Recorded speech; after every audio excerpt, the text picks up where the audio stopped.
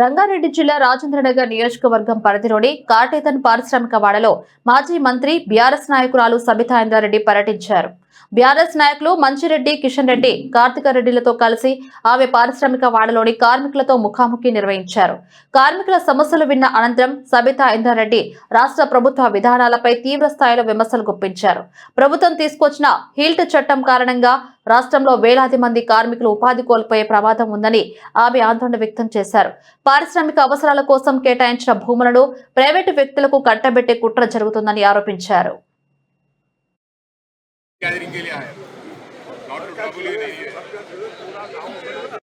Health policy అని పారిశ్రామిక సంబంధించిన పరిశ్రమలకు సంబంధించిన భూములను వాళ్ళకి రెగ్యులరైజ్ చేయాలని ఏదైతే ప్రయత్నం చేస్తూ ఒక పాలసీ తీసుకొచ్చున్నారో దాన్ని వ్యతిరేకిస్తూ రోజు బీఆర్ఎస్ పార్టీ ఆధ్వర్యంలో ఇక్కడ విజిట్ కు రావడం జరిగింది.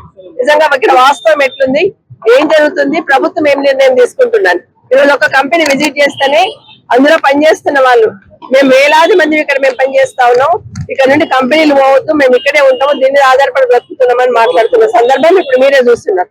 అట్లాగే మొత్తము ఇక్కడ ఒక కాటేతన్ ఏరియాలోనే 222 ఎకరాలలో ఆ రోజు ఆనాడున్న ప్రభుత్వాలు ఉపాధి దొరకాలని, రాష్ట్రానికి ఆదాయం రావాలని కంపెనీ వాళ్ళకు రాయితీలు ఇచ్చుకుంటూ తక్కువ ధరకు ల్యాండ్ అలాట్ చేస్తుంటారు. కొన్నేమో ఫ్రీగా కూడా ఇచ్చిన సందర్భం ఉంది కొన్ని కంపెనీలకి.